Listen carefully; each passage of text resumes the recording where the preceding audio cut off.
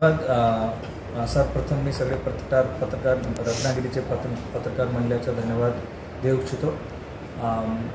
आज जिल्हाधिकारी रत्नागिरी म्हणून माझा पहिला दिवस आहे आणि जे आपल्या जिल्ह्याचे वेगवेगळे प्रश्न असतील ते टुरिझम रिलेटेड असतील, MIDC इंडस्ट्रीज रिलेटेड असतील, जिल्ह्याच्या विकासासाठी जे काही प्रश्न असतील त्याच्यासाठी आता पुढच्या महिन्यामध्ये मी वेगवेगळे डिपार्टमेंट्स जे आपले खाते असतात जिल्ह्याचे, जे ऑफिसेस असतात, ऑफिसर्स असतात, अधिकारीगण असतात, सगळ्यांसोबत मी मीटिंग्स घेणार आहे, त्याचा आढावा घेणार आहे। त्याच्यामध्ये आपली आत्तापर्यंत काय प्रगती आहे त्याचा आढावा घेणार आहे आणि आपला जिल्ह्यासाठी पुढच्या 1 आणि 2 वर्षामध्ये काय काय चांगले कार्यक्रम आपण प्रोग्राम डेव्हलपमेंटचे विषय असतील ते सगळं प्लॅनिंग करू शकतो।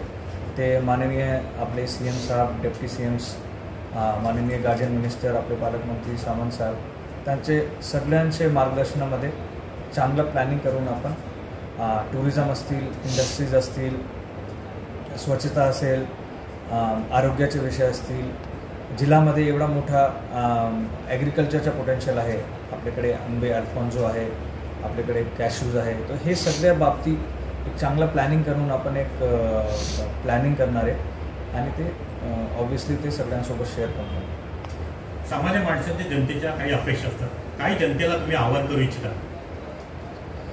माझं आव्हान आहे की रत्नागिरी एक म्हणजे तुम्ही नाव जर बघितला तो रत्ना म्हणजे रत्नाची गिरी, ते एक अतिशय चांगला जिल्हा आहे, सुंदर जिल्हा आहे आणि त्याचे सगळे जे आपले लोक आहेत, रत्नागिरीचे नागरिक आहेत, माझा एक आव्हान आहे की नंबर 1 ते जसं आपण आपलं घर बिलकुल साफसफाई करून चांगलं ठेवतो त्याप्रमाणे आपले शहर रत्नागिरी असेल, बाकी तालुका असतील, आपले गाव असतील, त्यांना पण तुम्ही साफ ठेवा।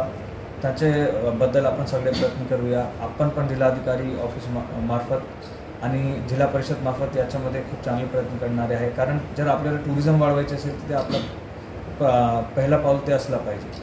आणि त्याचबरोबर आपण नागरिक म्हणून आपल्यासोबत जिल्हाधिकारी ऑफिस सगळ्या नागरिकांसाठी 24 तास